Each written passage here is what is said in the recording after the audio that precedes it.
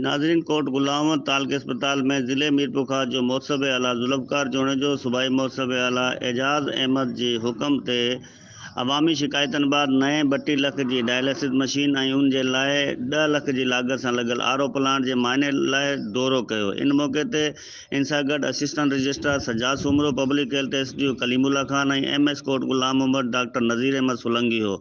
इन्हनि साफ़ियन से ॻाल्हाईंदे चयो त फंड्स प्रोवाइड करे उहो बि जेको आहे ॾेई छॾियो, जंहिंमें हाणे ॾिसण आयासीं वरी फिज़िकली वाकई उहा लॻी आहे या न लॻी आहे।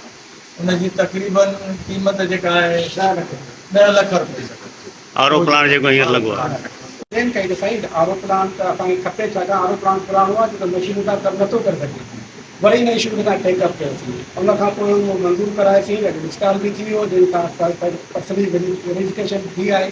हाणे डॉक्टर साहब चयो त असांखे हिते प्रॉपर टेक्निकल स्टाफ ऐं डॉक्टर जी ज़रूरत आहे। इन ॻाल्हि में डॉक्टर अवेलेबल हो, उहो जेको रिटायर थी वियो या हाणे कोन्हे को। हाणे असां डॉक्टर एमएस खे चयो त फार्मर रिक्वेस्ट करे ताकी हिन मैटर खे टेकअप कयूं। हीअ जेका सॼी एक्सरसाइज़ असां कई आहे उहा फ्यूटाइल न थिए। हिन में जेको पब्लिक खे गोर स्टेट ते डायलिसिस मशीन मां जेको फ़ाइदो हासिलु करे सघनि, छाकाणि डायलिसिस मशीन उहो इशू आहे जंहिं लाइ आम माण्हू हैदराबाद काल नथो वञी सघे। त जॾहिं हिते असां लोकल लेवल ते अरेंज करायो आहे त इनशाला हिनखे इम्प्लीमेंट बि कराईंदासीं ऐं मॉनिटर बि कंदासीं। ऐं असांखे स्पेशल इंस्ट्रक्शन आहिनि जनाब एजाज़ अली ख़ान साहिब जूं, जंहिं ते असांखे कार्रवाई करे रहिया आहियूं। Thank U sir. डॉक्टर साहब हींअर मौसब आला कोट गुलाम जो दौरो किया है और आरो प्लांट भी माशाल्लाह हिननि जी कोशिशनि सां लगी हुआ है, तो मुस्तकबिल में छा था समझो ये पंहिंजो डायलिसिस सिस्टम बाकायदा कम कंदो? सर बिल्कुलु बाक़ाइदा कमु कंदो। बाक़ी असां वटि जेको आहे टेक्निकल स्टाफ ऐं डॉक्टरनि जी थोरी खुटी आहे, उनखे जेकॾहिं अपॉइंटमेंट कयो वञे त कमु ॾाढो सही तरीक़े सां।